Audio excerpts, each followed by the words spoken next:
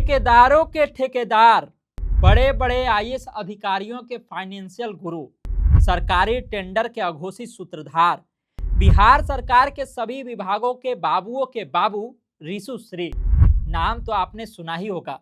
SVU से लेकर के ईडी तक के होश इनके कारनामे से उड़े हुए हैं। बिहार के कई विभागों को इसने दीमक की तरह खोखला कर दिया है। हमने इससे पहले भी रीशु श्री पर एक पूरा वीडियो बनाया था, जिसमें उसके काले कारनामे के बारे में आपको विस्तार से बताया था। आज समझ लीजिए कि उसी का पार्ट 2 आपको दिखाएंगे और बताएंगे कि कैसे बिहार सरकार के नगर विकास एवं आवास विभाग में इसके लिंक थे और वहां कैसे अपनी मनमर्जी से सेटिंग करके वो पैसा कमाता था। लेकिन उससे पहले नमस्कार, खबर पॉइंट देख रहे हैं आप, मेरा नाम है अनिकेत पाठक। ठेकेदार रीशु श्री की पकड़ नगर विकास एवं आवास विभाग में जबरदस्त थी। इस पकड़ का फायदा वो कैसे उठाता था, ये जब आप सुनिएगा तो आपके भी होश उड़ जाएंगे। दरअसल केंद्र सरकार द्वारा चलाई जा रही एक योजना NULM मतलब कि नेशनल अर्बन लाइवलीहुड मिशन जिसको कहते हैं, राज्य में ये मिशन जो है किस तरह से काम करता है। SULM के तहत, मतलब SULM कहते हैं state urban livelihood mission. SULM के तहत कई सारी स्कीमें चलती है। अब आप सोचते होंगे कौन सारी स्कीमें चलती है, तो आपको हम समझा देते हैं कि जो शहरी क्षेत्र में बेरोजगार होते हैं उनको कोई स्किल सिखाना हो, या फिर शहरी क्षेत्र में जो बेघर लोग हैं जो सड़क पर रहते हैं उनके लिए रैन बसेरा का निर्माण करना हो, वहाँ पर रैन बसेरा में उनको रखना हो, चाहे उनको ऋण उड़ दिलाना हो, जो सड़क पर रेहड़ी पटरी वाले लोग रहते हैं उनकी सुविधाओं के लिए तमाम सारी जो स्कीमें होती हैं वो इसके तहत चलती हैं। मतलब समझ लीजिए कि सारे स्कीम गरीब और आम लोगों की बेहतरी से ही जुड़ा हुआ है।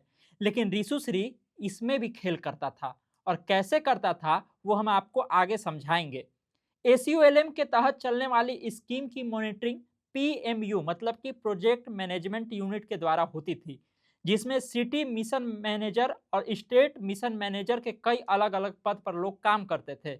सूत्रों के अनुसार इसका सुनियोजित तरीके से टेंडर बना करके रीशु श्री अपने चहेते कंपनियों को काम दिलाता था, जिसका मोटा कमीशन सारे बड़े बड़े पदाधिकारियों और सफेद पोस्ट नेताओं को भी जाता था। यहां तक कि कंपनी का सिलेक्शन रीशु श्री के मॉडिफाई किए गए टेंडर के बाद ही होता था।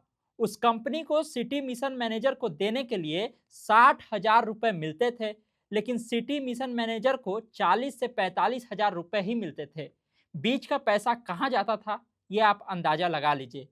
इसकी भी जांच अच्छे तरीके से होनी चाहिए। वेतन का 40% टीए के रूप में भी दिया जाना था, लेकिन हमें जो जानकारी मिली है कि वो भी जो है सिटी मिशन मैनेजर को नहीं ही मिलता था। इसकी भी जांच की जानी चाहिए। हम हवा में ये बात नहीं कर रहे हैं। आप देख लीजिए, स्टेट मिशन मैनेजर को 75,000 जबकि सिटी मिशन मैनेजर को देने के लिए 60,000 रुपए मिलते हैं। इतना ही नहीं, सूत्र हमें यह भी बताते हैं कि प्रत्येक अर्बन लोकल बॉडी मतलब कि UBL से प्रति व्यक्ति 25 से 30,000 रुपए मॉनिटरिंग एवं विभिन्न योजनाओं से वसूल कर सिटी मैनेजर द्वारा स्टेट मिशन मैनेजर के पास भेजा जाता है और फिर उससे ऊपर तक पहुंचाया जाता है। एक बड़ा सवाल ये भी है कि स्टेट मिशन मैनेजर और सिटी मिशन मैनेजर की भर्ती के लिए जो क्वालिफिकेशन होना चाहिए, क्या उस क्वालिफिकेशन के आधार पर उनकी भर्ती होती है? क्योंकि सूत्रों का कहना यह है कि इसमें भी गड़बड़ियां होती हैं। चूंकि लोग गलत तरीके से भर्ती होकर के आते हैं, इसलिए जब उनके वेतन में कटौती की जाती है तो वो सवाल भी नहीं उठाते हैं। हालांकि जांच एजेंसियों का शिकंजा रीशु श्री पर कसा है। उससे जुड़े हुए 2 IAS अधिकारी योगेश कुमार सागर और अभिलाषा कुमारी शर्मा को सस्पेंड कर दिया गया है। अब आगे देखिए कि इसके तार जहां जहां जुड़े हैं उस पर भी क्या कोई कार्रवाई होती है।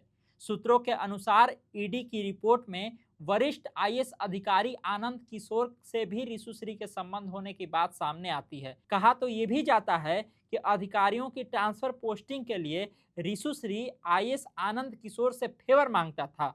अब साथ ही आप ये भी जान लीजिए कि IAS आनंद किशोर नगर विकास एवं आवास विभाग के लंबे समय तक प्रधान सचिव भी रह चुके हैं। वही नगर विकास और आवास विभाग जिसको लेकर के हम आपको ये पूरी रिपोर्ट बता रहे हैं कि उसमें ये किस तरह से धांधली करता था, उसी नगर विकास एवं आवास विभाग में लंबे समय तक IAS आनंद किशोर प्रधान सचिव के रूप में काम कर चुके हैं। तो इसका भी जांच किया ही जाना चाहिए। अब बात यह है कि क्या इन तक भी जांच की आंच पहुंचेगी या फिर अपने मजबूत लॉबी और मजबूत कनेक्शन के आधार पर कोई इनका बाल भी बांका नहीं कर पाएगा। ये तो बड़ा सवाल अभी बना ही हुआ है। आपको क्या कुछ लगता है रीशु श्री को लेकर के और रीशु श्री से जुड़े आईएएस अधिकारियों को लेकर के?